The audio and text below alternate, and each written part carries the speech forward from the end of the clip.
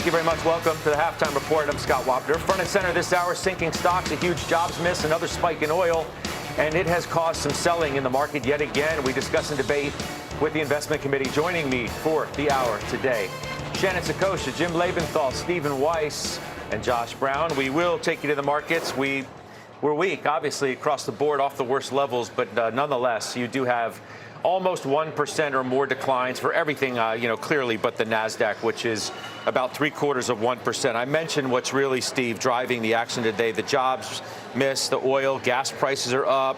Qatar warning that the war could shut down production from the region, drive oil to $150 a barrel.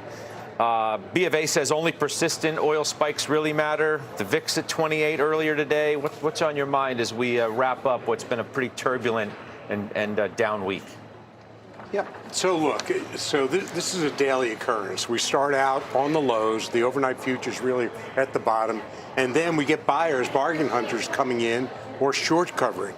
And I don't see that changing anytime soon, except for the fact that I have to believe the president is looking at this as he does. He pays attention to the market, pays attention to the polls, and saying, maybe we got to get out of here sooner. Now, oil and jobs are an issue, because even if when they shut in the oil, meaning production, because the silos, the tanks are filled, it takes a while to start it up.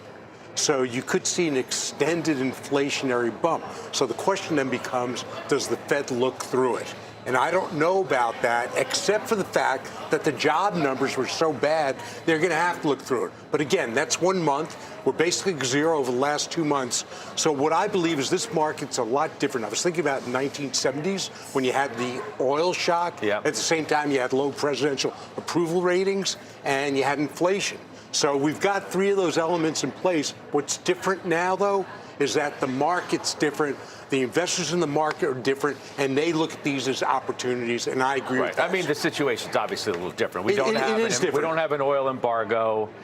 You don't have it to that extreme. Yeah. The president's approval ratings may be low, but you're not in the what at that period of time Jimmy Carter himself described as this malaise.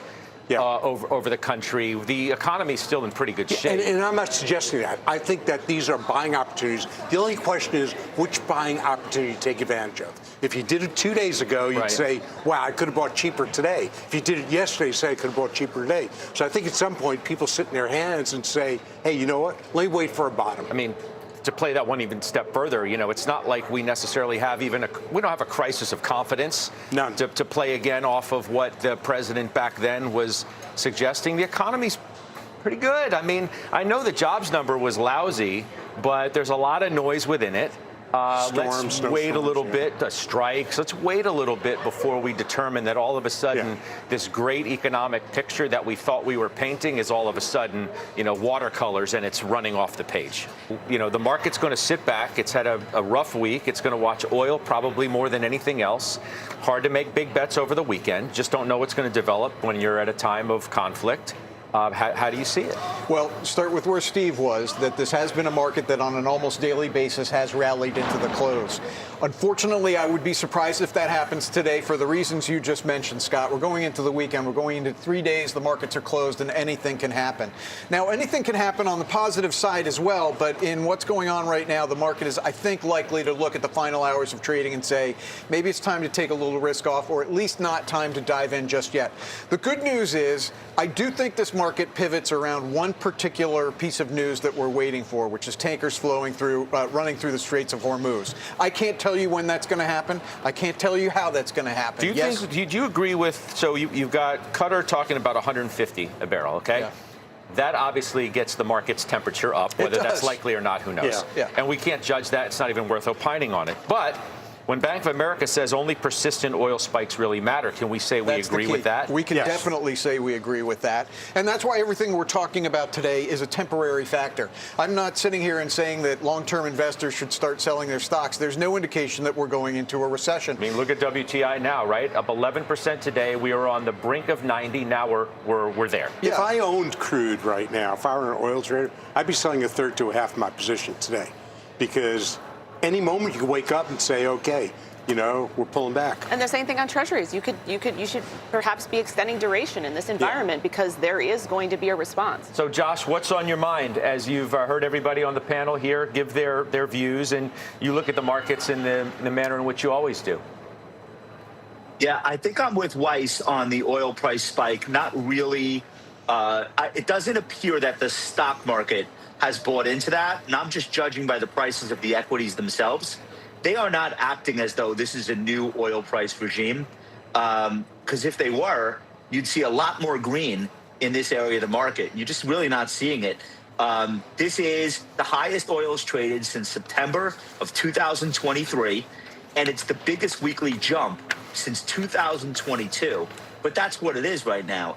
It's a weekly jump. It's not more than that. It certainly could be, but I have 20 energy stocks on my list of best stocks in the market, and the median return for these names is 26% on a year-to-date basis. Year-to-date, it's an astounding return. These stocks are not following through on what we're seeing happen with WTI crude at the moment. But when you think about stocks like Texas Pacific Land, which is up 83% year-to-date, a lot of traders in that name. Valero up 40%, Baker Hughes up 33%. These stocks have been going up for a long time, and today they're barely doing anything. And for me, that's a powerful signal that tells me big institutional money is not buying in on $150 crude. I would also just point out, big picture, it is a Friday, and we are, whether Congress has declared it or not, at war. You have servicemen and women at risk. You have assets in the region. It's very unpredictable, obviously. And it's a live fire zone. So seeing a risk-off move on a Friday, knowing that we have this gap coming up of 2 days where anything can happen, it actually seems very orderly to me. It makes a lot of sense. Yeah, so far, for sure. And we'll see how this final day of this week progresses. There's a lot of stuff on the radar. Jefferies today noting the 3-day momentum unwind. That was Tuesday to Thursday. The fourth worst 3-day stretch in the last 2.5 years for MTUM. If you look, it's down almost 4% over the past 3 days. There's some pretty popular names within this orbit, okay? Walmart down 3.5%. Some of the banks like JPM and Goldman Sachs, J&J and Micron and GE Aerospace and CAT. Lam Research leads the list to the downside, down 10.5%. Shan, what do we make of that slide in momentum? I guess it's not surprising when you have the moment of war impacting sentiment on the street. Well, I think that's where you mentioned confidence earlier, Scott. This is where we're seeing a little bit of a decay in confidence is in these momentum names. But I think it's important, too. There's a couple of idiosyncratic or stock-specific stories that are working here in terms of bringing a couple of these stocks down on this list. But I think overarchingly, you're looking at an environment where we're now into kind of day 6. There is the potential that investors want to add a little bit more defense. And that defense is likely to come into some of the areas where you haven't seen momentum, where you potentially are seeing a bit of that value tilt, if you will. You mean defensive names in the market? Yeah, I think that you are seeing. You could. Because there's been a really tough week for that trade. Pull up a week of like staples. Pull up healthcare. Since I mentioned J&J being on the list, it's been a nowhere to hide other than maybe a couple of mega cap stocks you can, feel a little bit better. So that's why I was just going to clarify. Not typical defensives, but I think some of the stocks that have been stores of value during previous periods of weakness in the stock market in momentum are seeing a bit of a bid. And I wouldn't be surprised necessarily to see some of the mega cap tech stocks, some of the stronger discretionary names actually start to get a bid as we go into next week, Scott, because I do feel like this is an opportunity to perhaps increase the quality of the portfolio. And some of these momentum names have just gotten too far ahead of themselves in this environment. I feel like, Weiss, the most important stocks right now are the banks. Okay, I mentioned the unwind in momentum from the Goldman down 5% or JPM, which has been troubled, but I just can't imagine a scenario in which the banks keep going down and people feel better about where this market is. Yeah, and what you're really doing damage to is to the IPO and banking case that was made for the banks, and so nobody's doing an IPO, right now until you get stability in the market. Well, there's one, then we'll talk about that later, so save that for later. There'll be one here and there, but basically, and then you've got private credit, which is also hitting the banks. So a lot of headwinds. Look, I think Goldman is, that's the one I own, pretty well positioned. I believe JP Morgan is always well positioned. The question is now how long you have to wait for the M&A trade and the IPO trade. Well, I mean, it's beyond that. It's Jimmy. It's assessing where we think the economy's going exactly. to. With that, exactly. That the IPO probably supersedes the IPO activity. Those are indications of deal making. Yeah. Well, look, I mean, we just got the Atlanta Fed GDP update today. It's now down to 2.1%. We have been talking about a growth scare in the economy for quite some time, and in the last quarter, fourth quarter, we were talking about it from the perspective of a government shutdown, which was temporary. We knew that was going to end. Now we've got some signals here that the cushions that are built into the economy, strong economic growth, good labor market, they're kind of getting a little wobbly here, and definitely that's impacting the financial sector, which is dependent and expecting a strong, robust economy going forward. I do want to make clear, I'm not giving up on the idea of a robust, strong economy. I think there's reasons to expect it. Whether it's profit growth, whether it's low weekly initial jobless claims, there's a lot of reasons to think that this economy is still going to power through. But I go back to where I was just a minute ago. You do, as temporary as the oil spike is, the longer it lasts, the more damage it will do to things like profit margins. That's where people in corporate seats get a little worried about, hey, are profits going to come down? Do we need to start laying people off? So solve the oil problem quickly. I think anytime you invest, you say, what's my base case? And then where is it more likely to go wrong, to the downside or to the upside? So with the economy, base case, everybody's saying, we said it here, economy's doing pretty well. Sure. So where's it likely to go wrong? To me, to Jimmy's point that he was alluding to, it's more likely to go wrong to the downside. So, and that's my concern. I'm not doing anything about it, but that's my concern. The private credit side, you guys were talking about that. BlackRock, we should look at that, and we should discuss, especially since we were just talking about the financials. They've limited redemptions at a private credit fund. So it's the worst day since April.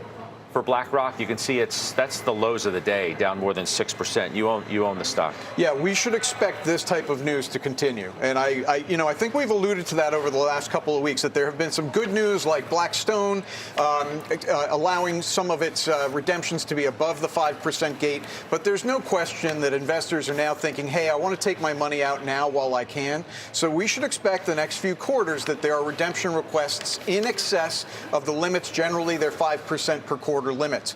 Now, there is a playbook for this. It's not a pleasant playbook, but it works out all right, and that's Blackstone with its B REIT from about 3 years ago, and it took about 2-3 quarters to work its way through. B REIT is on stable footing right now, generating good returns. There's nothing, by the way, in this news that speaks to corporate credit. It just speaks to what we were talking about, that investors are likely to pull money out, and the gates will be put up. The other note I wanted to hit, Josh, I'll start with you on that, is from Bank of America's Michael Hartnett, who always is really thoughtful in how he assesses what's happened in a week inside the markets, in which he says his top observation today is the week has shown the fragility of investor conviction in value and small cap and international stocks versus U.S. growth. He's calling that a mini exodus.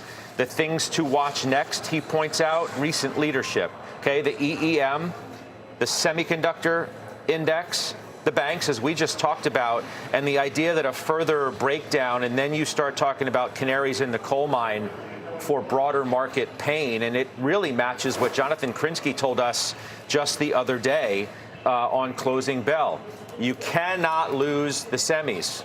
This market has already gone through the turbulence of the software trade, which may be getting a little bit of a bounce. Now, who knows if it's sustainable, but you cannot lose the semis, which are on pace now for the worst week since November.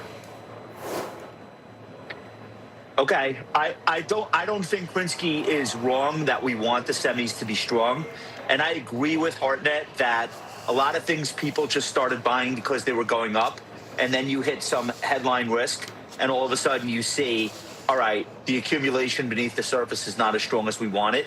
And the third thing I would say on the bearish side, like, nobody should be celebrating a rally that's led by the utilities. But that's, it's where we are. Okay, fine. I take all of that. But I think days like today and most of what we saw this week is counter trend. The IGV is now up 8% from the Citrini disaster. So was that the bottom? I'm not so sure. I think we're seeing a rally in a lot of these software stocks, and I'm happy because I did some bottom fishing in my software names. But I think it's counter trend. And I think a lot of the sell-offs that you're seeing today are also counter trend. And the bigger trend is not what today's tape looks like, software strong and all these other areas being weak. I think it's the reverse. So I'm willing to take the other side of that, and I'm willing to say, okay, every once in a while in a bull market for the S&P 493, you're going to see these kinds of pullbacks. But the level of participation that we've seen this year and the level of dispersion and the level of people being willing to look at stocks they haven't looked at in 5 or 10 years, I still think that that's the prevailing trend. And so if I had to bet one way or the other, I would not take the bet, yeah, we're in a new environment. Now you want to be long software, short semis. I really don't think so. I would just say don't get gassed by these sort of counter trend bull and bear markets that are not the real story. Yeah, well, that's a big story right there. The chips down 4%, as we were just talking about. And the idea of, according to Krinsky, that these are just too big to fail. They matter too much, especially to where we are from an AI perspective. These stocks are now among the largest in the market. I obviously don't have to tell you that NVIDIA ranks at that degree, but there's Broadcom and some of these other names as well. A lot of the memory stocks, which have gone, crazy to the upside. Needed to have a little air let out of them. I think we can admit that if we look at the chart of Micron. It needed to come down a little bit. It might have just been looking for an excuse. But I'm glad you went here, Scott, because, I talked a minute ago about cushions in the economy. And despite all the terrible news we've had this week, I don't think, Microsoft or Alphabet are going to interrupt their plans to keep building out data centers. I don't think OpenAI, which has just raised whatever it is, $100 billion, is now going to say, oh, I'm going to stop. And these things are, to a certain extent, insulated from what's going on in the Middle East. The reason I say to a certain extent is, yes, there will be some inflationary pressures, but as we've all said, those inflationary pressures should be temporary. So this is a major cushion to the economy right now, the capital expenditures on data centers. It's impossible to believe that, like, on Monday, they're going to start pulling back. I'm not sure the inflationary pressures, all of them are temporary. With oil, I believe they are, but with tariffs, the estimates are they go through the end of the year with the new tariffs. So that's not temporary. Yeah, but you would agree it's a one-time adjustment, right? I agree. I agree with that. The reason the chips, would be under pressure the way they are, not like a direct result of anything other than looking for an excuse. Exactly. Take some profits to be hit because the stocks had gone up so much. It's not like the war is going to impact the chips or other things that are necessarily happening. Agreed. Certainly some of the commentary out of the administration regarding, sales of compute overseas doesn't help. Right. But these stocks, some would suggest, were ripe for going lower. They just needed the tipping point. What epitomizes your point is if you take a look at FTAI, if you take a look at Bloom Energy, those stocks were up significantly, and they're getting hit all week.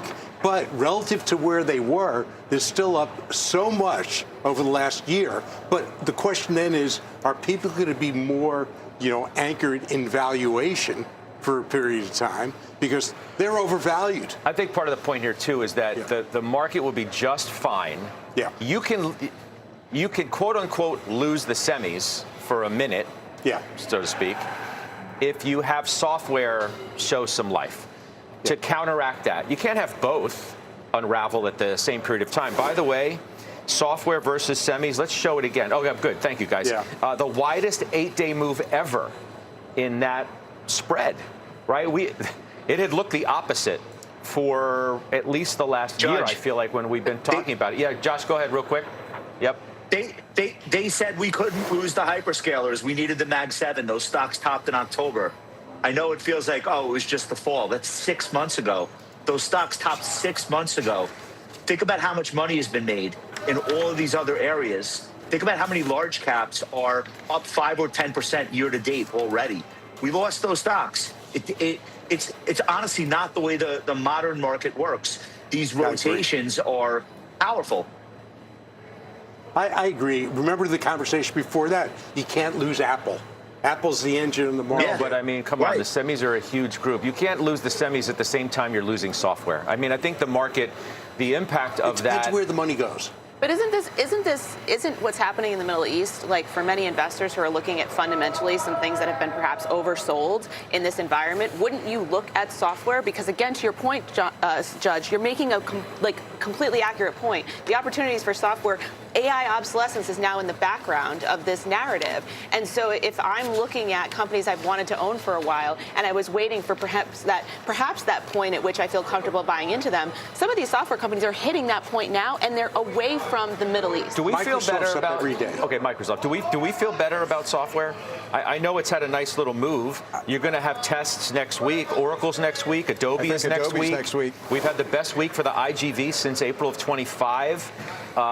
So you've got that. Cyber's had a big week. So here's the answer to your multifaceted question. We have already seen that earnings reports have not helped these stocks very much. I mean, maybe a little bit. Maybe we can say that Workday's earnings, Salesforce earnings last week maybe triggered this rally, but there are still substantial questions out there. The one things that I'm looking for in these reports from like an Adobe is what are they doing with their cash? In Adobe's case, I want them buying back shares. In Oracle's case, I want lucid plans on how they are raising funds to fund all of these data center builds out. But these are the questions that need to be answered. And unfortunately, as much as I believe in those two names, I think it's going to take many months before the bottom is really called. I'm almost done. What you may be seeing here this week and last week is just short covering. I mean, it got to a point where the shorts said, hey, we beat these things into the ground enough. Let's take our profits. Yeah, I don't feel like there's a lot of conviction to be agree. And so sat on at this point. I think it's what's happening for people that have to be in the market, that benchmark against the market. They say, okay, where can I go hide in an area that's been decimated already where my downside's minimal? You're not going to hide in FTAI, right? You're not going to hide in a category. Right. Yeah, exactly. So you go hide in software. So at best, it's a tradable low. But from a long-term standpoint, I don't see them coming back with AI. Let's get one more thought on a group of stocks before we take our first break. It's Airlines. Not surprisingly, worst week since April of 25, okay? For a variety of reasons, not the least of which jet fuel prices are surging, okay? Yep. That doesn't reverse itself right away. Now, you have the exposure to Delta, but if you look on the week, there's the Jets ETF, which reflects the broad space, but Delta's down 6.5%, American and United down 10% each, Southwest down 11%, JetBlue down 17.5% this week alone. Yeah, and they are responding as they should to the news that's out there. Here's my experience with Delta, is emblematic of the airlines. I've been in it probably about 3 years now, and every time there is a scare, it goes down as it should. What sort of scare? I mean, they're always different, but remember Doge, and we're going to have, no federal travel, or, remember we had the yen carry unwind, and then the SOM rule, and unemployment was going to spike higher. All of these things happen. The stocks respond to the downside, and then when this clears, which I do think it's a question of when, not if, the Middle East will clear, the stocks resume their height. And the key thing here is that the U.S. economy has to stay out of recession. Nobody's calling for a recession, and I'm not. Hey, why aren't you buying more Delta down 10% on the week if you're so bullish on this space? You know what? That's a good question. It's a really good question, and the answer goes back to where I started. I have new money coming in all the time, right? As a firm, we're always getting new money in. Am I trying to be a hero today on a Friday with a shooting war in the Middle East and the Straits of Hormuz closed, or am I going to wait until Monday and see what 3 days worth of news cycles goes through? I am emblematic of the markets in that response. I don't need to be a hero today and step into this. I don't know what's going to happen over the weekend. If I end up that over the weekend, the Straits of Hormuz opens, oil comes down, these stocks rally 5%, I'll have plenty of time. But I'm not being a hero today. A trade here. I'm not in it. But most of the freight that goes around the world is carried on commercial planes. And with the commercial planes not flying through the Middle East, et cetera, you know who benefits? FedEx. So FedEx's volumes go up dramatically during this period of time. So I imagine next quarter their report is going to show a nice bump in earnings. It's been a rough week for FedEx and UPS, obviously. Economic concerns, I believe. Yeah. All right, let's do this. Let's take a break. All right, we're back. Chinese tech names have been lower lately as well. Alibaba is down 8.5% this week. Mr. Weiss, you bought more. Now, why are you doing that? I did. I got into Alibaba somewhere in the 150s, and it looked good for a while, but then it's gotten smoked, as you point out, this week. And the reason why I did it is it's cheap. Keep in mind, Chinese companies are on a March fiscal year, and once we roll this year, you're looking at a PE of about 18 times. That's very cheap. On an EBITDA multiple, it's 10 times. So to me, those are good stories, and they've got some of the same tailwinds as we see here with the hyperscalers, which are cloud, which are AI, et cetera. And you're seeing narrowing losses in e-commerce. So I think I think the fundamentals are very much intact, and the reason that I bought it, except I'm getting a lot cheaper. So this is one where I do go value hunting. Would you own any of the other names? I don't really look at the other names. In that universe? I'm not big on China overall. This sort of, I like the idiosyncratic risks here. I just haven't done the work on them. But Bob is not moving and leaving the others behind, for sure. It's a question of which of those you want to play. Okay. Josh, let's get to you on some calls. Shake Shack initiated buy today. 125 is the target at D.A. Davidson. What do we think?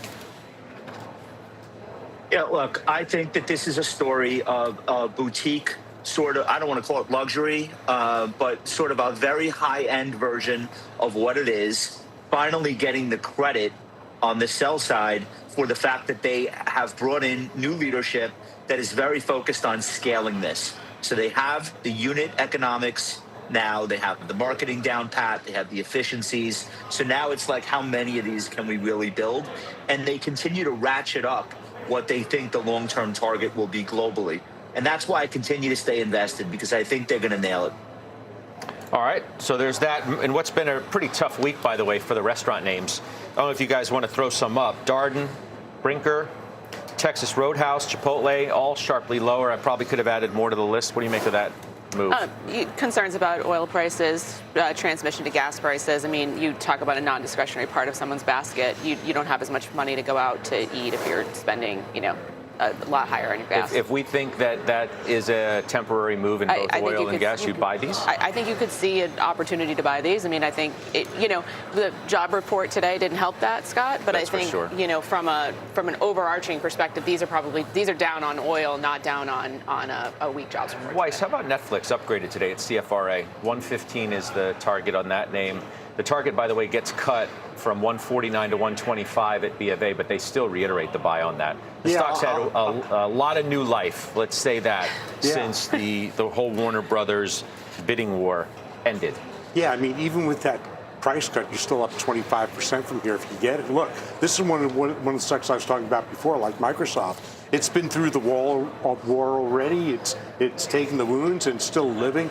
And I think that the upside is much greater now, because I believe you got a weakened competitor. So the best thing they could have done is not buy Warner. So another call. Jefferies, Josh, puts CBRE and Leidos on its AI winners currently in the discount bin list.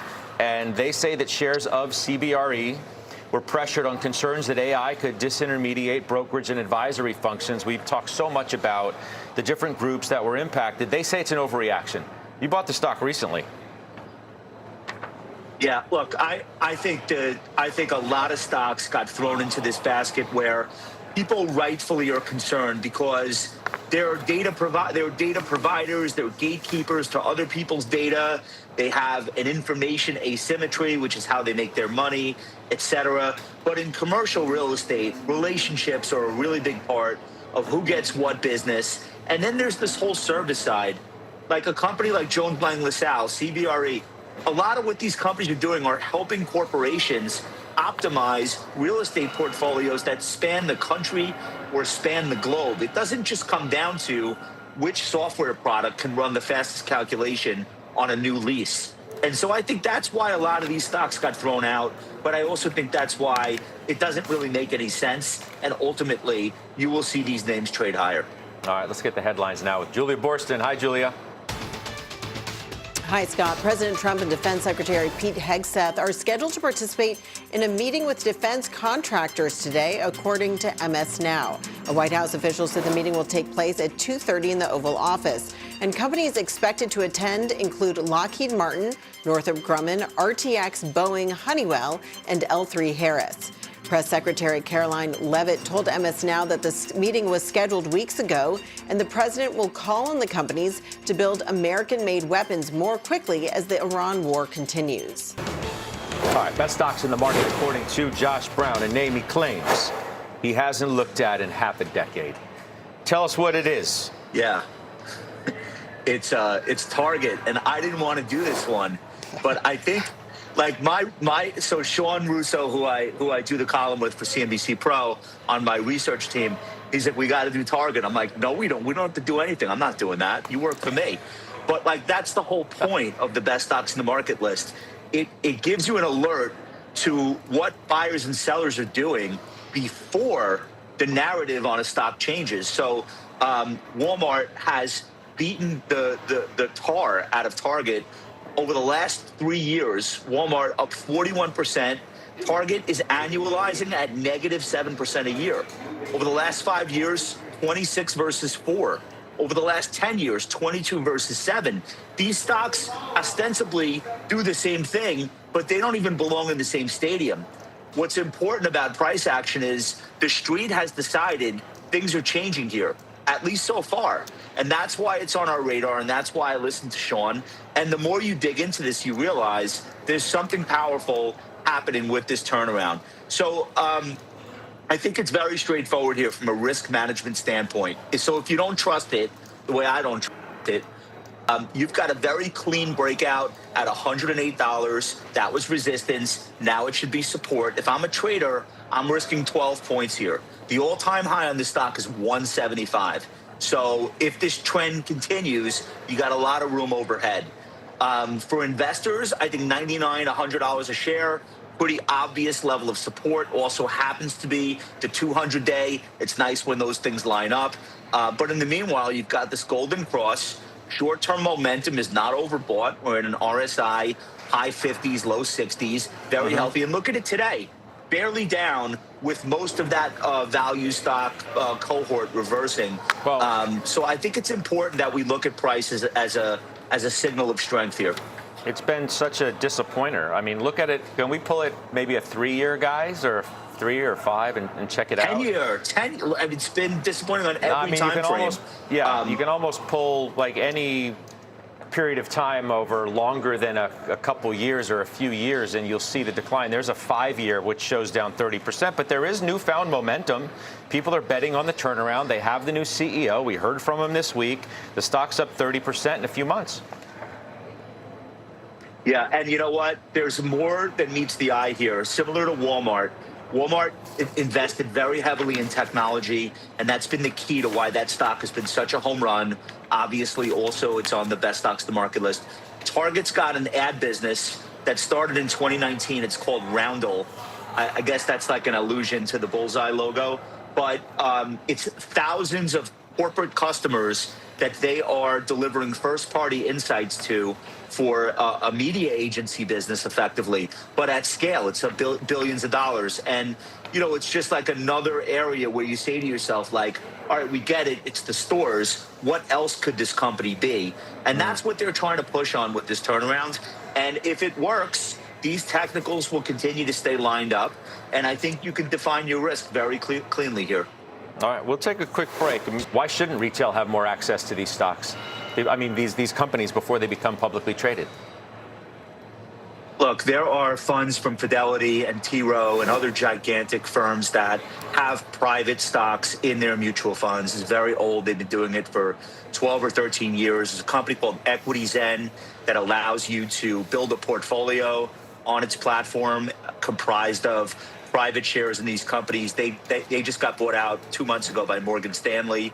So it's not like that new of a concept. Anybody that's desperate to be in a pre-IPO startup, there's been a way to do it.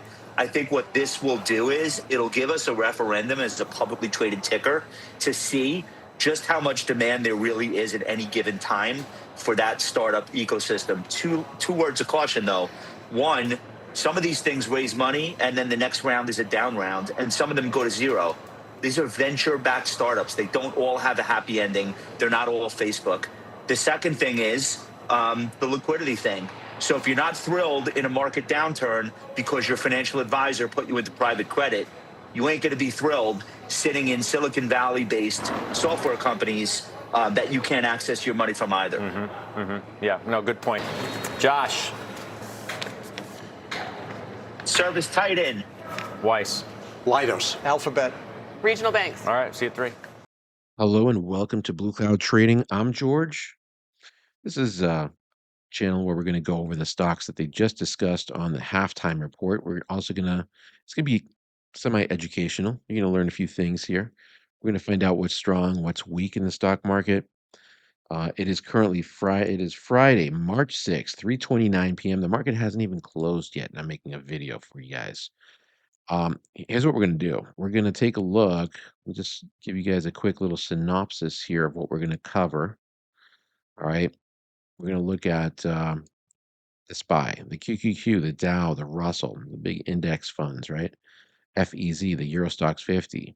We're going to take a look at the Mag 7s, Apple, Amazon, Google, Meta, Microsoft, Netflix, NVIDIA, Tesla. They talked about, or at least some of these stocks were popped up. Now, I'm not going to cover every single one of them, but about 33 stocks and a combination of stocks and ETFs on the show. I've already previewed these, so I'm going to tell you which ones are strongest if you are considering any of these. And then also, we've got some member requests here as well. So we're going to cover those stocks right there. Before I get started here, what we need to do, oh, by the way, if you haven't subscribed to my channel, take a moment here, hit the subscribe button. I promise you're going to enjoy this. Hit the notification bell. And if you want to get access to the member-only videos like the one I'll be posting this weekend, okay, this was last weekend's, where I go over my entire portfolio. It's usually about an hour-long video, if you can sit through it. And then you've got the join button here. This is how you become a member. You select Blue Cloud Trader, okay, or Blue Cloud Legend level member. There's 3 different tiers. All right, you can become a supporter. Blue Cloud Trader, you get access to that video and the prior ones as well. I've been doing these for over a year now. Blue Cloud Legend level membership, you get access to the video as well as some of the day trading videos I've pre-recorded and daily stock and ETF trade updates. So whenever I place a new trade, I'm basically each day I share the trades that I placed that specific day. For example, earlier today, before the market closes, I think it was probably around, I don't know, 1:30 p.m. is when I posted the trades that I placed today. Okay, so let's, what we need to do is we need to take a look at how the markets perform. You can see here the Dow Jones today. I mean, it's still active, right? It is still active technically. It's 3:31 p.m. and we're going to watch this live here.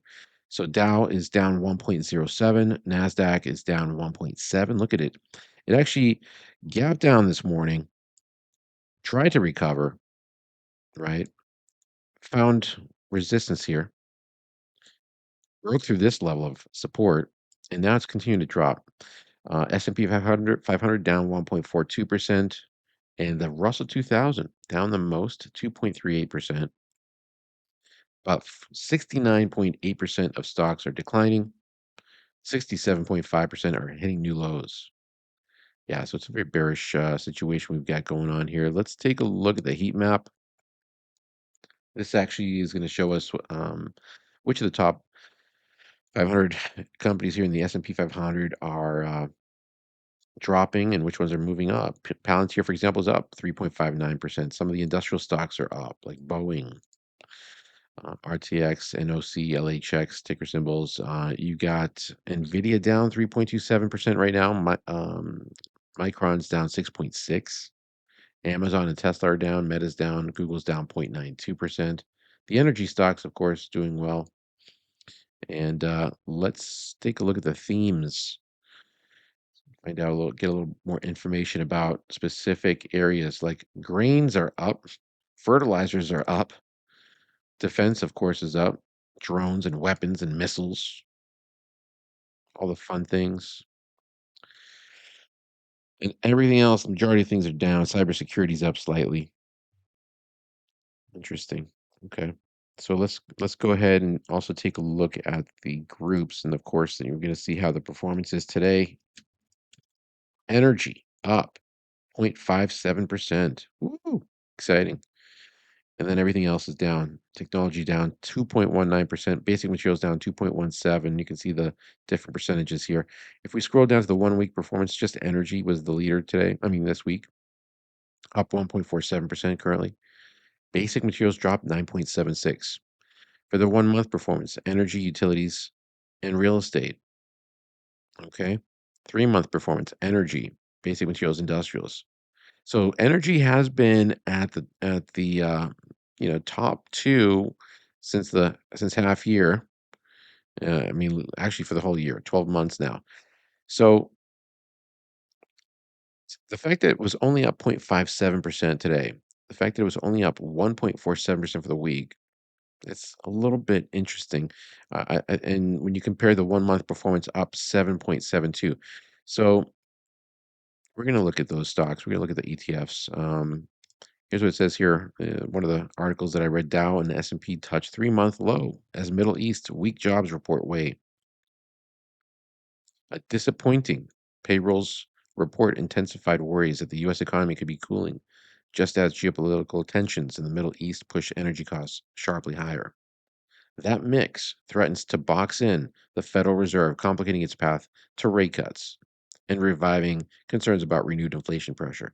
So they're now less likely to cut rates, which is not going to be good for the market, obviously. Oil prices jumped, driven by the U.S. Israeli military attack in Iran, which has halted shipping through the Strait of Hormuz, and by warnings from Qatar that crude could surge to $150 a barrel. So get ready to pay up for your gasoline. All right, let's get into. We're going to start off with the indices here. S&P 500, the SPY. I mean, I guess the only silver lining I can think of here is the fact that, even today, it's dropping under this. Well, no, it's slightly up, 671.64. You see, it's still the price is still holding up here. See this 671.20 level? It's based on this prior low. That goes back to December 17th, 2025. So we're retesting that low, and we are stalling, which is a positive here. If I switch it to a 5-minute chart, let's throw that on for a moment. Here we are. You can see prices dropping, and there's that level. So that daily level. Curious to see what happens by the end of the day, but we are still technically with the S&P 500. Um, as Scott mentioned on the show, we are basically sort of, we don't know where this market's going. It's still a sideways market. Look how long it's been in this since November, really, if you think about it. We've been consolidating and just haven't really moved much. And by the way, guys, for those of you who are new to this channel, if you're not familiar with this indicator that I've got here, it's called Ichimoku. It's very unique. Let me just give you guys a quick little brief overview. I'm going to switch it to the weekly chart. Might be a little easier to see the lines here. So we've got 5 lines that comprise this indicator. The green line that you see right there, that is the midpoint of the last 9 periods. It's called Tenkan-sen. The red line, which is the midpoint of the last 26 periods, that's called the Kijun-sen. You've got Senkuspan A, the light colored blue line, top of the cloud. That's the midpoint of these two moving averages projected 26 periods into the future. You've got Synchospan B, the light colored purple line there, which is the bottom part right now of the cloud. That's the midpoint of the last 52 periods, but instead of projecting it above or below the candle, the current candle, it projects it 26 periods into the future. Very unique. And then, of course, we've got Chiku span, or the lagging line there. That's actually the current price in a line form projected 26 periods into the past. And what we're looking for here is to see if that white line there is above the candle 26 periods ago. And it is. If it is, that's bullish. What we essentially want is these candles to be above all the lines, right? And right now we are not above all the lines. In fact, the S&P 500 on the weekly chart, it looks to me, well, yeah, it's going to close under the Kijun-sen this week. This is very bearish for the SPY, in my opinion. Okay. The closing, I mean, right now, the current price is 671.60. You can see it's still moving. All right. Still moving. So we might still, by the end of today, we only have about 22 minutes left in the market. You can see the timer down here. We may potentially, rebound here and get back above that Kijunsen. I hope so, because it's a very critical level, in my opinion. Nothing positive happens when the price closes under the 26 period. You can go back in time a little bit. I'm sure you guys remember this time frame. This was back in March 7th when the candle here closed under the 26 period right here. That led to a drop of approximately 16.3%. And we're kind of due for a correction here, a little bit of a pullback. So I wouldn't be shocked to see this happening next week, to be honest with you. The other thing that's a clue here, and the reason I say that is because we're looking at a weekly chart. I mean, all this negative news. Look at the directional movement index. This is another complementary or secondary indicator that I like to use that helps to confirm what I'm seeing on this indicator. So a double confirmation here. And what you're seeing here with a directional movement, I've got it at a setting of 9, which is a little faster than the traditional moving out, the traditional number. And the ADX is also at 9. I've got that superimposed. When that red line, the negative DI9, is moving up and it's above the green line, the positive DI9, and the positive DI9 is moving down, that's negative, number one, very negative. And then if in conjunction with that, if you see the ADX9 moving up, that is extremely bearish. So that just started literally happening today on the weekly chart. Up until this point, you'll notice that the ADX was just dropping. And or moving sideways and dropping and moving sideways and dropping. And that's basically when you've got consolidation happening. All right. Consolidation is when we're just essentially moving sideways. That's what was going on here. So we were moving sideways. But the fact that we're now getting this momentum increase, and by the way, check out the volume. Do you see this? So this week's volume was higher than the prior weeks.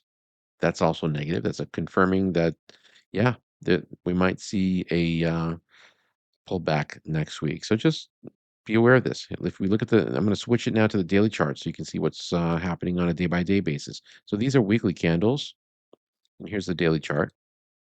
Okay, we are currently under the Ichimoku cloud right now. That's also bearish, and we've already had that negative situation happening down here with the directional movement, since I guess since Friday of last week, February 27th. Right there. And since that point, you can see that the SPY has dropped 1.8%. So that's where we're at with the S&P 500. Maybe we'll get a bounce at 67120. Like we are finding a support level at least, right? That's why we've got these support levels and resistance levels. But you know, to be determined, really. We've got the QQQ ETF.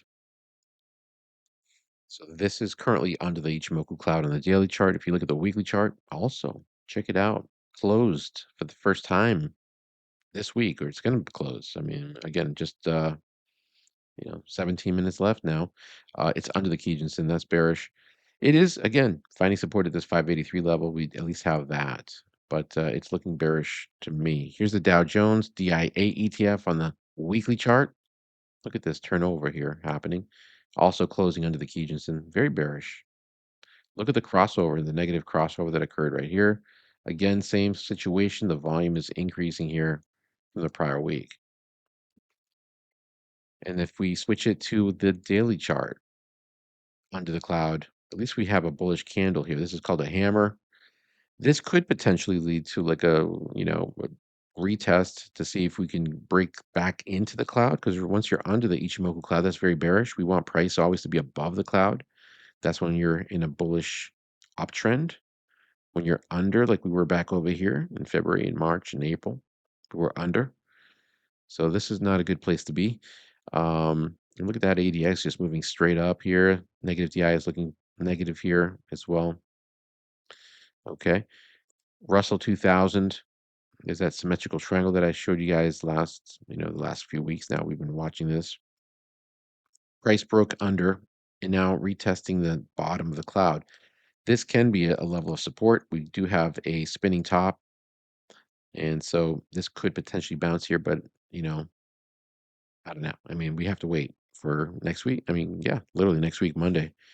Look at the VIX spiking 19.12%. We're at a level of 28.29. It's not good.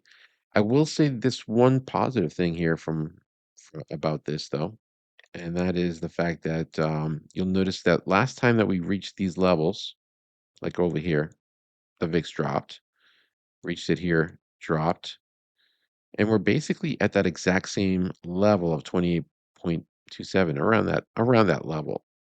Will we bounce again? That's to be determined. I don't know. I mean, here's what it's looking like. If you look at the big overall perspective, it could also just break through. And if it does break through and start spiking, you're going to see the market drop significantly more. Sorry to be the bearer of bad news. FEZ, Euro Stocks 50, pulled back down 0.96% onto the Ichimoku cloud now. We've had all these gaps happening here. At least on the positive note, we got a bullish candle here. Price remained above that dotted yellow line, which is the 200-day moving average. But it's not something I'd be investing in right now. Here's a weekly chart breaking down on the weekly under both the Tenkan-sen and Kijun-sen. We have the negative crossover taking place right here. Higher volume. I would say maybe almost triple the amount of volume right there. So be cautious in this market. All right, now we're going to take a look at the Mag 7. So let's look at Apple. Apple on the weekly chart under the Kijun-sen, it's a no-go for me. Amazon, okay, it's breaking above the cloud on the weekly, but we're still under these two moving averages on the weekly chart. And if you look at the daily chart, we're still under the cloud, so no on that one. Google is under the cloud currently. It's still holding up above this little support level right here, which is interesting to me, the 296.12. So hopefully we'll get a bounce here, but again, the weekly chart also showing weakness. Now that 296.12 level, if you're wondering where that comes from, it's based on this prior low right here. That goes back to December 19th. All right, let's look at the next one, Meta. Meta platforms inside the cloud. Nothing to do here. I'd skip this one on the weekly. On the daily chart, just a very messy chart.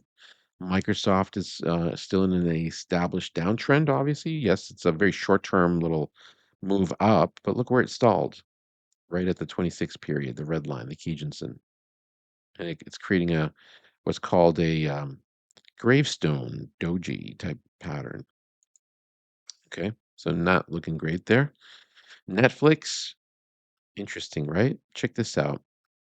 Where's it stalling? At the top of the cloud, which is, of course, a natural level of resistance. That's the Span B.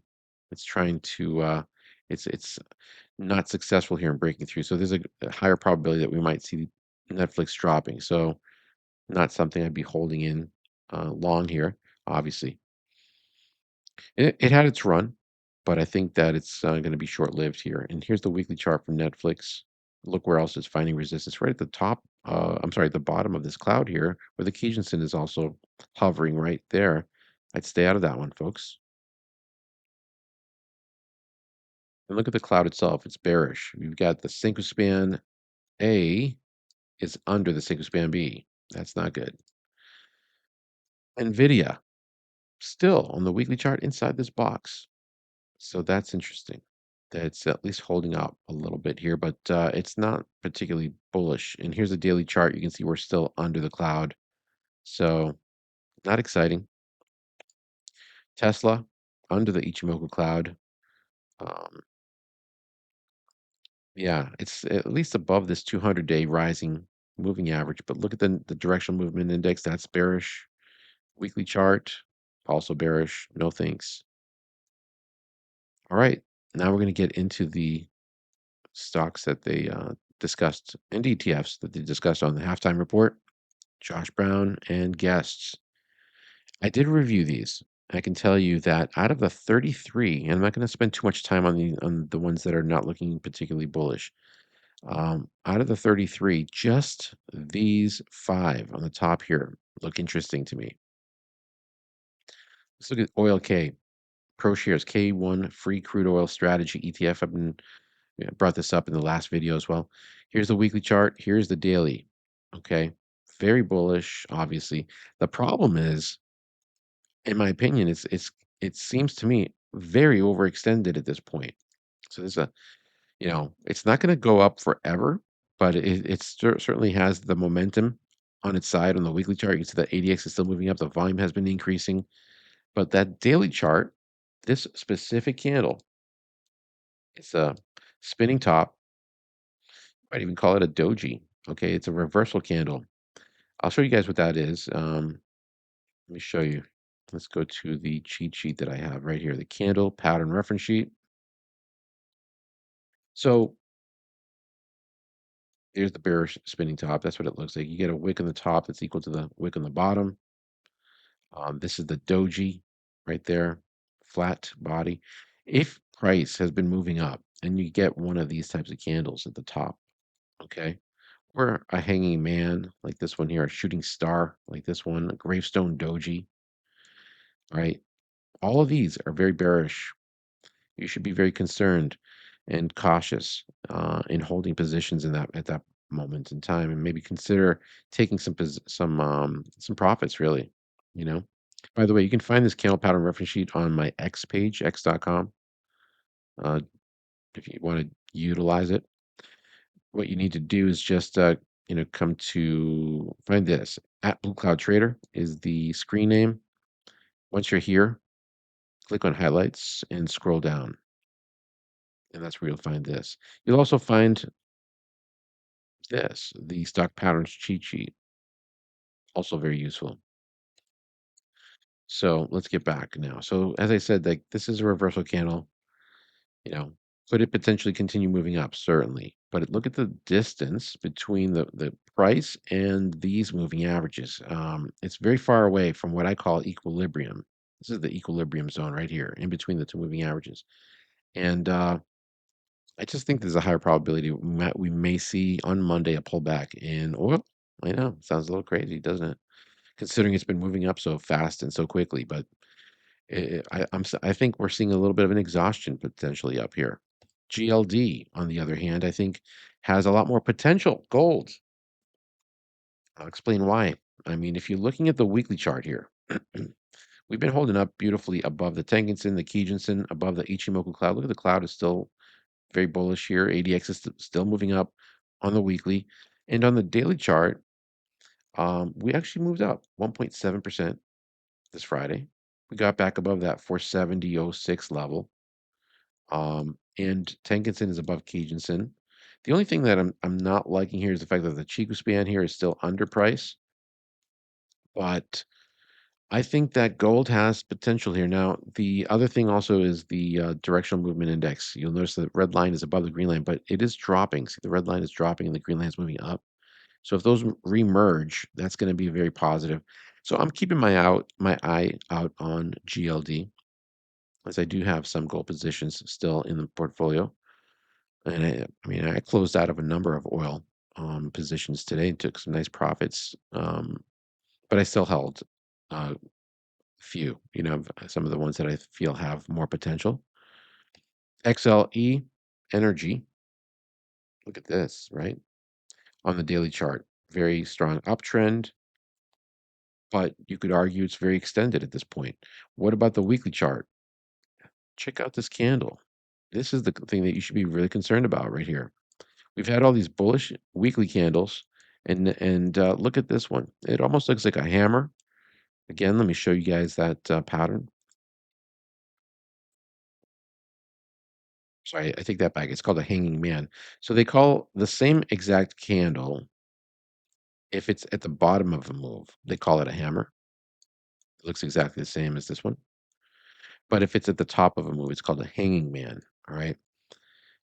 So let's look at that. There's the candle. Let's look at that again here. It's not exactly perfect, but what it's telling me is that the bears today at least are in control. Why do I say that? Because if you look on the daily chart, I'm sorry, on the weekly chart here, or at least this week, here's what happened. Price gapped up This is where the price was opened on Monday. It dropped, it moved up slightly and closed below the opening price.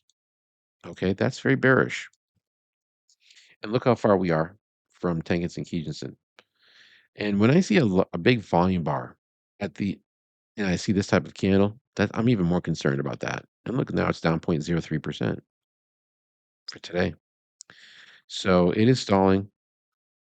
We'll see what happens with XLE, but still technically sound as far as the Ichimoku is concerned. Okay. TPL is the energy sector, oil and gas. Again, look at this reversal type candle right here, spinning top on the weekly chart. Here's the daily chart. You can see that price has been stagnant here. It's consolidating finally. And in fact, you can also see it down here below with the directional movement index, where before you can see the price, as price was moving up, the white line represents momentum increasing. Notice how it starts to slow down here and going sideways. And so is price. Well, is it just creating a base though for another move up? That's also possible. So if price breaks back above this level, then yeah, we're going to see an expansion to the upside. But I wouldn't be adding until that actually occurs. And then VLO, that one dropped 1.42. This is another energy sector, oil and gas refining and marketing stock. Okay. So this one too, notice how the green line is dropping, the red line is moving up. You know, a couple of reversal candles spinning tops on the daily. Here's the weekly chart, another spinning top, but again, looking very extended. The rest of these is something off, like silver, for example. Even though here's the weekly chart, we're in between the two moving averages, so we don't have a buy signal there, and we're still under the cloud, even though it was up 2.11. So silver not looking as bullish as gold, in my opinion. Oracle is still in a decline and under the cloud. I would skip that one. Not interested. Leidos is still under the Ichimoku cloud and under the 200. No on that one. Alibaba is still declining, stalling, but still in a decline. ADX is still moving up. No on that one. BKR has been dropping here these last 5 days. You can see we have a negative crossover on the weekly chart. Look at that bearish engulfing. If you're unfamiliar with this is also an extremely bearish pattern. So we've had that nice run. This is telling me be extremely cautious with oil. This is a big company. We're talking about a $59.4 billion capitalization. Okay. And again, look at the directional movement index flattening out now after that momentum this whole time, 2 months in a row, a little more than 2 months. And now all of a sudden we're starting to slow down. So, and look at that volume bar, that negative volume bar right there too. So, yeah, wouldn't be interested in this. On the daily chart, it's under the Kijinsen. IGV, Software Index Fund. This one's been moving up, but on the daily chart, it's still under the cloud. And on the weekly chart, um, we're still under the moving averages and also under the cloud. So this is, it might be bouncing off the 7610 level that I talked about in the past. And this might be, I'd call it quadruple bottom pattern because we hit it here, 2, 3, and here's the fourth. And maybe we're going to be on our way back up again soon. But I'd like to see more proof, and we need to, at a minimum, break through the cloud on both timeframes. At least that's my strategy. XLP Consumer Staples has pulled back, stalled at this 84.53 level that I drew back on February 22nd. You can see that it created that back on February 22nd, and it stopped right in its tracks right there. That level, by the way, goes back to this candle right here. 2024. Wow. September 16th, 2024. So you'll see that the high there was 84.53. That's what the level that I've got right there. Notice how it pulled back. And you know what? We actually saw a nice bullish pattern here. This is called a piercing line pattern. Piercing line pattern. All right, let me show you that on the patterns, candle patterns reference sheet.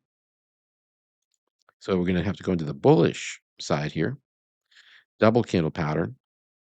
All right. Piercing line is right here in the middle. So it's when price has been dropping. Okay, we've got the red candle, and then what happens? Price gaps down, like you see right there, opens there, closes within the body of the negative candle. That's very bullish. That's called the piercing line pattern. That's exactly what we're seeing right here. Price, okay, gap down, moved up, closed within the body. Now we're still under these two moving averages, so I wouldn't be adding a position here, but I certainly wouldn't be shorting XLP here. It has a higher probability, in my opinion, of bouncing here on Monday, right? So watch that one. If you look at this on a 3-minute chart today, XLP, look at that bullish behavior, okay? All day pretty much it's been moving up. So that's what I'm saying. Be careful with XLP. If you're shorting it, do not short at this point. Get yourself in trouble. Adobe, look at this. It's 3:59, 45 seconds. We got 15 seconds left. Let's take a look at the markets, and then I'll come back to this Adobe in a second. Let me just see where we're closing here. Just kind of curious. Go here. Yeah, I mean it's hasn't really moved much, but you can see where we're going to close. It looks like Dow's down about 0.95, Nasdaq down 1.6, S&P 500 down 1.33, and the Russell 2000 down 2.29%. So nothing major happened here except for the big drop. Here's Adobe once again. It's moving up, but under the cloud. I'd skip that one. Target looks good in the daily chart. This was Josh Brown's one of the stocks that he brought up. The problem with Target, if you look at the weekly chart, and I like to use both time frames in my decision making process.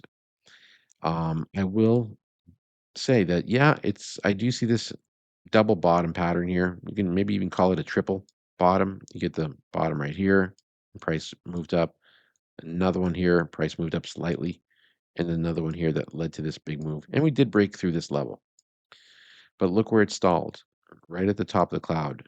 And look what else you've got waiting for you. This 200-day moving average that's still declining. And that's on the weekly chart. But, can't deny that, it does look more and more bullish. And here again is the daily chart. The daily chart certainly looks good. But I would be very cautious here until this clears the cloud. And the cloud itself is turning bullish here too. Has not broken through. And look at this long wick at the top here. That represents selling that took place. Let's switch it over to like a 2-hour for a moment. So you can see here it had reached around 126 and it dropped from that high there. It's dropped 4.25%. So, and that was from Wednesday of this week. Will it continue to move up? We're going to find out. It does certainly look more bullish by the end of the day today, right? On March 6th.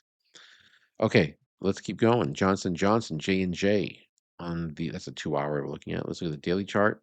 It's pulled back, but we're getting a bullish little hammer after the pullback. Still under the Tenkan-sen. I wouldn't jump in yet. Weekly chart, bearish engulfing. So mixed signals here. XLV, bearish on the weekly. On the daily chart, we're under the cloud. It could bounce potentially, but I wouldn't be jumping in here yet. Momentum factor ETF MTUM still declining, still in this very long extended consolidation that you see here. I'd stay out of that one. XLF is still in a decline. That's financials ETF. No on that. And a lot of these, like JP Morgan, is down. Okay, that's down 1.42%. No thanks on that. Semiconductors are still kind of in this consolidation box. Let me just show you right there. It's been bouncing around these levels, the 375.59 and the 420.60. So, right now it might potentially bounce next week, but I don't like what I'm seeing with the directional movement index here. And here's the weekly chart under the Tenkan-sen. DRI, that's Darden Restaurants. Re-enter the Ichimoku cloud. No on this one. Texas Roadhouse on the weekly chart under the cloud, so I would skip this one. KBE is under the moving averages. No on the bank ETFs. KRE is under the moving averages. No on the regional banking ETF, KRE. Shake Shack under the cloud. No on this one, even though it's bounced above the 200. We're still under the cloud. That tells me that it's not the right time to be jumping in here. Jets, the global Jets ETF on the weekly chart, 2 weeks now we've been dropping. We're still above the cloud, but it was down 2.8% today. CBRE on the weekly chart closed under the cloud. Okay, that's the real estate services. That's not looking good here. If you look at the daily chart, even more bearish. UAL on the daily chart looks like it might potentially bounce here next week, but it's under the cloud. No on that one. I wouldn't be shorting it though. BX, this one here looks like it's going to continue to the downside. That's Blackstone Inc., financial services sector. Here's the weekly chart for you. Very bearish. DAL, Delta Airlines, still dropping here on the weekly. On the daily chart, under the 200. CMG, Chipotle Mexican Grill, under the cloud. No on that one. And why do I say no? Because look, it's obvious, right? We've got a downward channel. Has not broken the trend. The trend is still to the downside. It's impossible to identify it's not impossible to identify the change in direction. All you need to do is just kind of wait it out and see if it can continue to basically break. I'll show you. You want it to break through this diagonal trend line right here, which it hasn't done yet. You want to see price get above the cloud, and you want to see price get above the 200. And none of that is happening here. So this could be a continued extension to the downside. And since the highs back here from 2024, all right, we're talking about June 18th, 2024, price was $69.23 per share. Now it's down to 35.34. It's down 48.79%. So if you want to put your money into something that's still declining, it doesn't, I don't know, you're taking a gamble because this thing could drop some more, could drop another 10, 15, 20%. And it looks like it's moving in that direction, honestly. EAT still declining. Finding support right at the cloud, but it's still on its way down on the weekly. And here's the daily chart, just broke under the cloud. Bearish cloud. Chico span is underpriced. To see how the Ichimoku stands for at a glance. You can quickly assess the strength or the weakness of the trend. And obviously, I'd stay out of this one. BLK, BlackRock, down 7.65% today. It gapped down from these levels here, right? And continue to drop. And look at that ADX and okay, moving straight up. The negative DI is moving straight up. The positive DI is moving down. Volume is increasing down here. Not good for BlackRock. Okay. Now we're going to take a look at some of our members' requests. AQWA. Okay. So Global X Clean Water ETF on the daily chart. We formed even though it's red, this is a hammer, a bullish hammer. Why do I say that? Well, just look at it. You get the long wick. What that represents is buying happening towards the end of the day. Now, it didn't make it back above the cloud, so this is not a buy signal by any means, but it's at a minimum showing some strength here and we might potentially see it recover next week. Here's the weekly chart. It's still above the Ichimoku cloud, but it did close this week under Kijinsen. So short term, we might see it move back up, but I don't know if it can retake the prior highs here for a little while. So we might see it move up briefly, temporarily maybe, and then maybe potentially make a lower high here and then drop. The weekly chart, I don't know. We're about 4% away from the cloud. It could potentially drop a little bit more here. We'll see. Alibaba on the weekly chart, pulling back for multiple weeks now.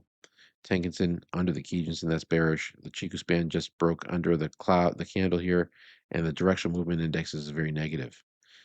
So weekly chart not looking good.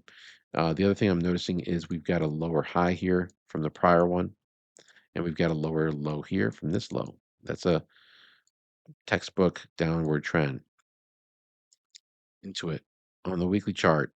Oh, did I show you the daily chart? Let's look at the daily. There's the daily chart.